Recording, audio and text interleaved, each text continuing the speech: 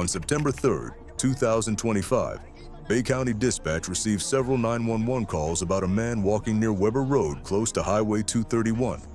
The callers said he was armed and behaving erratically. Some thought he was carrying an assault rifle, but what he actually had was a magazine-fed shotgun and a handgun holstered at his side. Mr. Smith. How do you know my name? I didn't give you my name. I know you didn't. You reach for your gun. It don't work. Mr. Smith. I'm not reaching for mine. I know you're not. Reach for yours. That man was 45-year-old Justin Chandler Smith. Earlier that evening, Smith had already drawn the attention of law enforcement after deputies responded to a harassment and trespassing complaint involving him. Bay County Sheriff's Office, where is your emergency? There is a guy walking down at Weber Road with an assault rifle and found him. Okay, what is your name? And okay. I was actually just heading home because this is the same guy that was stalking me at my work yesterday. Okay, just stay on the line with me. Are you close to Edward Road in Weber? Yeah, I just kept driving. He waved at me and smiled, and I didn't turn down Edward. I just kept going straight. When they spoke to him, they noticed he was agitated, angry, and unwilling to cooperate. He wasn't in a stable frame of mind, and by the next morning, his behavior would push things to a deadly confrontation. When the first deputy arrived at the scene, Smith was on foot with both weapons visible. The deputy tried to calm him down, telling him to set the shotgun on the ground by its strap. Smith didn't move. Mr. Smith. Reach for your Grab gun. that by the strap and put it down, please. Camera on? I don't see no red It's light. on. Sure. Mr. Smith, do you know where you're at? Yeah. Where you at? Bay County. I'm on Edith. No, is this Edith Height? Nope. It is not. This is Carolina. Subdivision. Okay. Can I take that off of you? Huh? Can I take that by the strap and get off it? You worried about it? You got a gun. You got two of them. I know. You got two Why as you well. want mine? So why you want just one? The deputy took a cautious step closer, repeating the order. Smith's body language shifted. He was tense, unresponsive, his hand close to his hip. The deputy noticed him glance toward the handgun and immediately warned, "Don't you touch it." Mr. Smith. Hey, I'm telling you, you touched me, bro. I Mr. talked about Smith. this shit. Hey, one more. Hey, grab it. Don't you touch it. In the next second, Smith reached for his holster. The deputy drew his service weapon.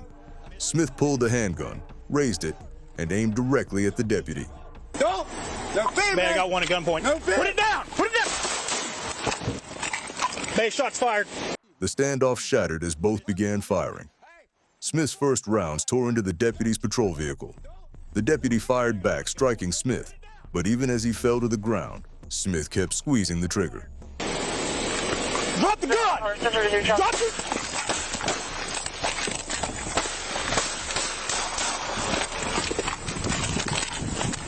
I need code 3 now. I got shots fired.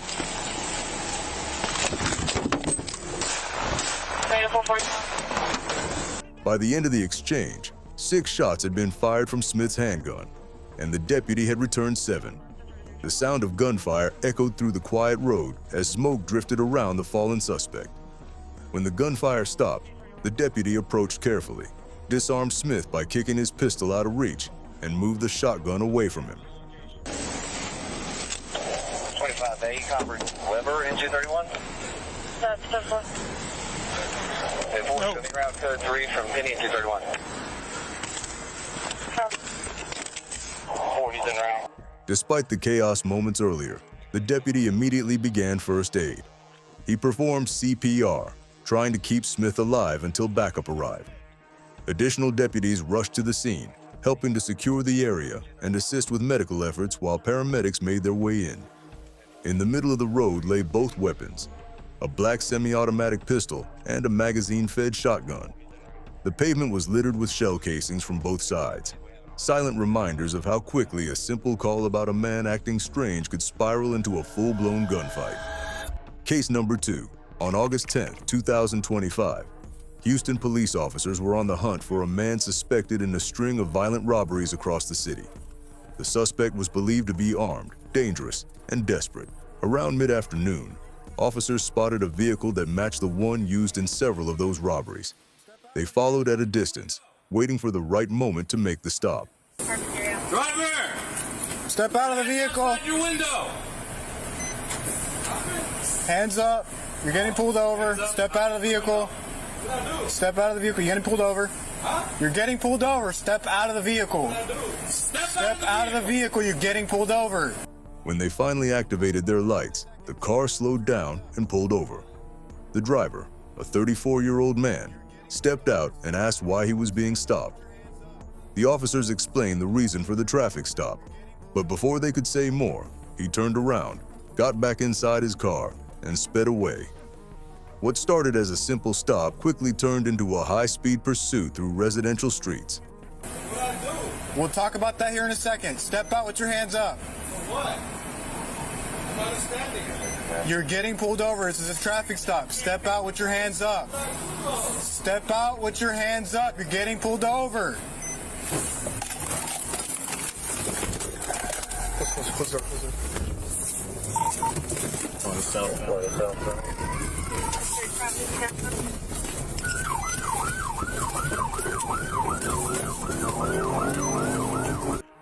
The chase ended at 8800 Aspen Meadow Drive, a quiet neighborhood in southwest Houston. The suspect stopped his car in the middle of the street and jumped out, holding 2 firearms. Officers immediately shouted commands, telling him to drop the weapons and get on the ground. The man ignored the warnings. He looked at the officers, pacing slightly, hands still gripping the guns. The air, clear the air. Hey, step out of the car! Step out of the car! Put the gun down! Put the gun down! Put the gun down! Put the gun down! Put the gun down! Put the gun down! Put the gun down! Backup units arrived within moments, taking cover behind vehicles and ordering residents to stay indoors.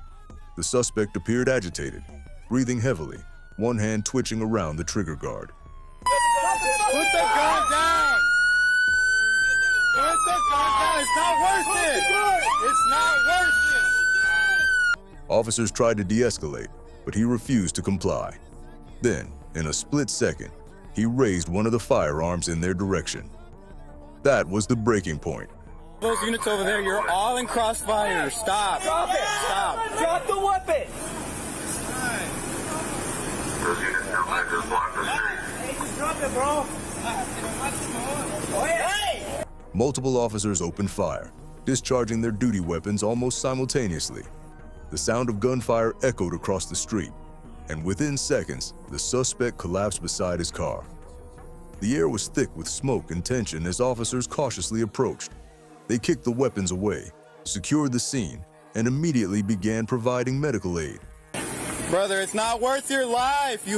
Bro, you're young. It's not worth your life.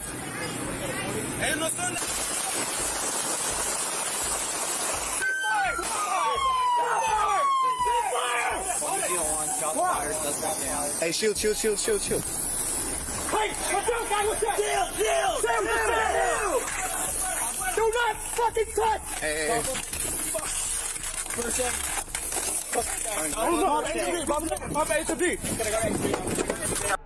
The street that had been silent moments earlier was now filled with flashing lights, shell casings, and radio chatter. Every movement was caught on the officers' body cameras. Each command, each warning, every frame of the moment when the suspect raised his weapon. Case 3. On July 29, 2025, just after 2 p.m., Officer Renteria of the Indianapolis Metropolitan Police Department was on routine patrol near West 16th and North Harding Streets when he ran a license plate check. The system returned an alert. The white sedan ahead of him had been reported stolen in an armed carjacking the previous day. With that information confirmed, Renteria began following the car discreetly, waiting for backup. Going westbound or eastbound on the lot.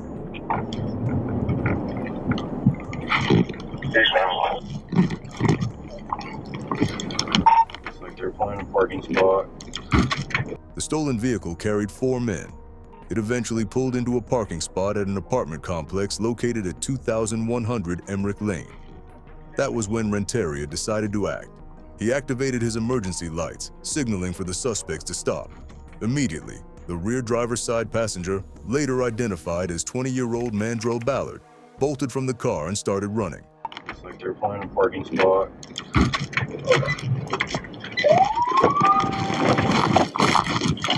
The rear passenger on the other side, 19-year-old Tyson Reach, got out too.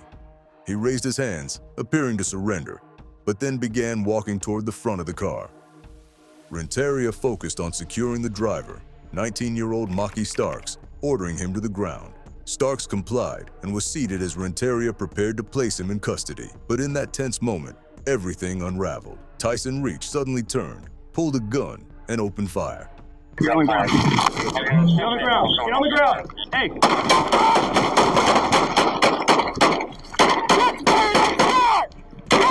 I'm shot!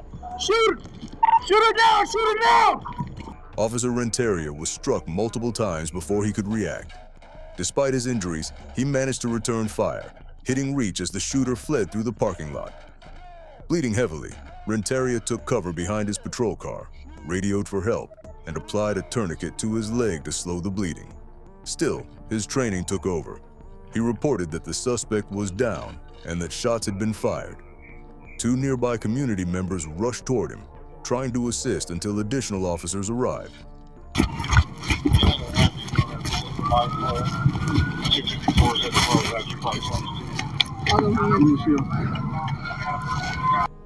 Meanwhile, Reach collapsed a short distance away, his handgun still within reach.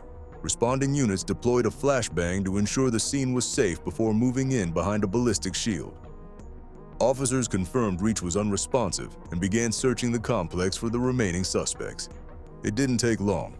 The front passenger, later identified as Malik Starks, was found hiding on the third floor of one of the apartment buildings. A firearm was recovered nearby.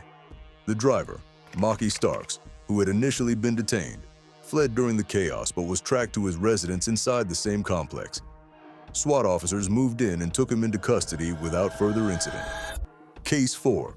On June 7, 2025, at around 4:35 p.m., an officer with the Fargo Police Department was monitoring live security feeds from the city's real-time crime center. One of the cameras inside the Roberts Alley parking ramp downtown caught two men standing in a stairwell. The officer recognized one of them immediately. The man had an active warrant out for his arrest. The other appeared to be smoking from a clear glass pipe, the kind typically used to inhale methamphetamine. Within minutes, patrol officers were dispatched to the scene. When they arrived, they spotted the man with the open warrant and quickly placed him under arrest. But the second man, who had been smoking, walked away before the officers could reach him. The officer in the real-time crime center kept eyes on him through the camera network, relaying his description and direction to responding units on the ground.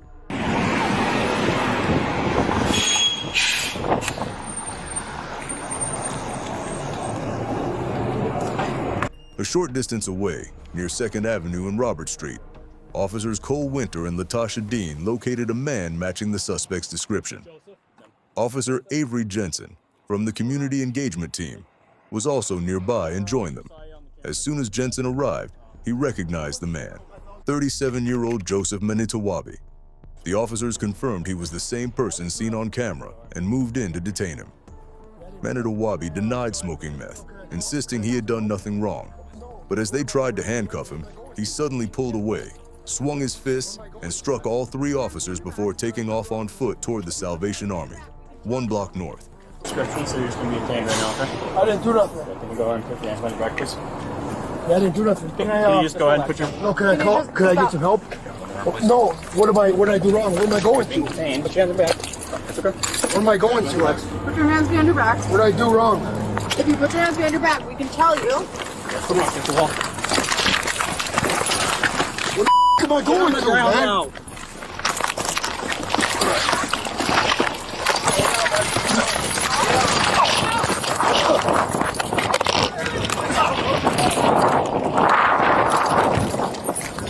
Seven's on one Central Male Street, northbound Roberts Alley. Punched two officers in the face. Officer Winter chased him on foot. Officer Dean followed in her patrol vehicle, and Officer Jensen pursued on a motorized tricycle called a Tricka. The pursuit cut through the downtown area until Winter caught up with Manitowabi. He ordered him to the ground, and this time, the suspect complied. Winter drew his taser while Dean provided lethal cover, uncertain if Manitowabi was armed. As the officers were giving commands, a black vehicle pulled up near them, momentarily blocking Officer Jensen's view. The driver, a concerned citizen, seemed to be trying to help, but Winter quickly told him to back away for safety. Stop! One at tase point, north side television arm.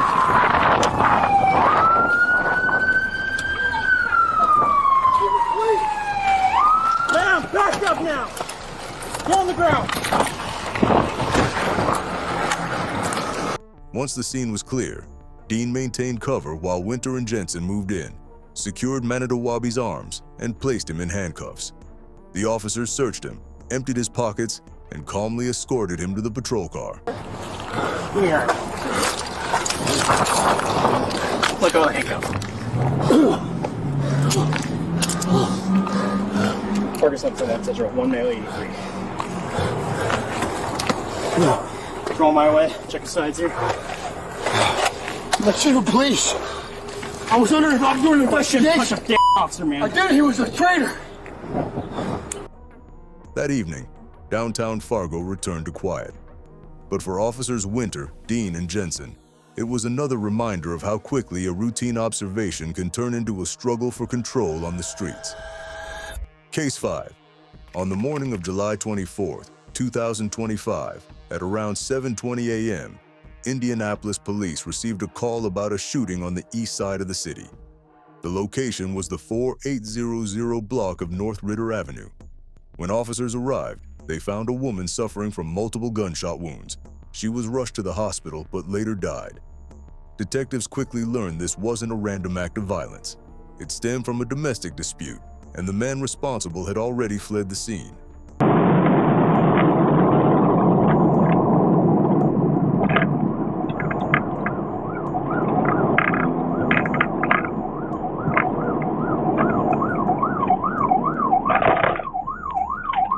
That suspect was 76-year-old Walter McNary. Moments after the shooting, patrol units across the city were alerted to be on the lookout for his vehicle. Just before 8 a.m., North District officers spotted McNary driving the same car along Boulevard Place, several miles from the original scene. They began following him quietly, waiting for backup before initiating a stop. When Officer Robinson activated his lights on West 30th Street, McNary refused to pull over. The slow follow quickly turned into a dangerous pursuit.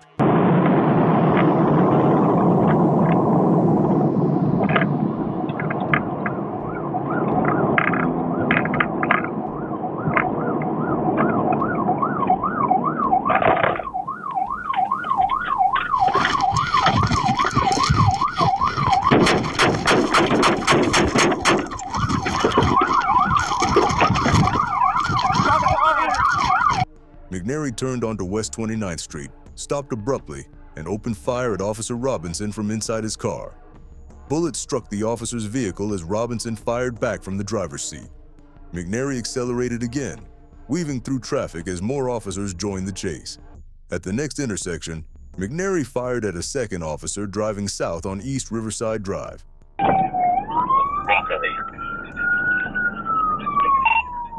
Congress is coming right at me. You said Congress? Congress, we are 1400 block. He's coming right at me.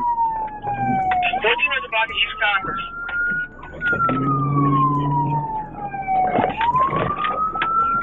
The pursuit continued as McNary sped down an alleyway and turned onto West Congress Avenue. There, he slowed and fired at least 2 more rounds at another patrol unit driving westbound. Officer Robinson pulled up behind him, stepped out of his cruiser, and returned fire using his patrol rifle. McNary continued driving for a few more blocks before pulling into a residential property near Clifton Street and West Congress Avenue. There, the situation reached its peak. McNary stopped his vehicle, got out, and briefly disappeared behind a wall. Officers shouted commands for him to surrender. Instead, he stepped back into view with a firearm in hand and pointed it directly at Officer Robinson. Robinson reacted instantly, firing his rifle once more before moving for cover near his car's passenger door.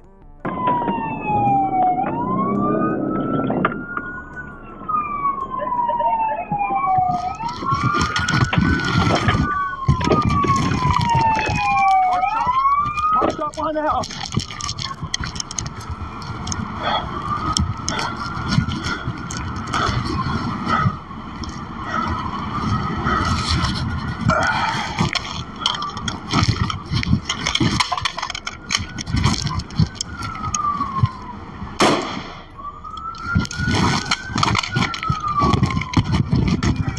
Hey, show me your hand! The standoff continued for several tense moments as officers secured the perimeter. When McNary no longer responded to their commands, tactical units were called in. SWAT rolled up with an armored vehicle to approach the suspect's position. Officers prepared for another exchange, not yet knowing how the confrontation would end, only that a long and violent morning had unfolded across Indianapolis.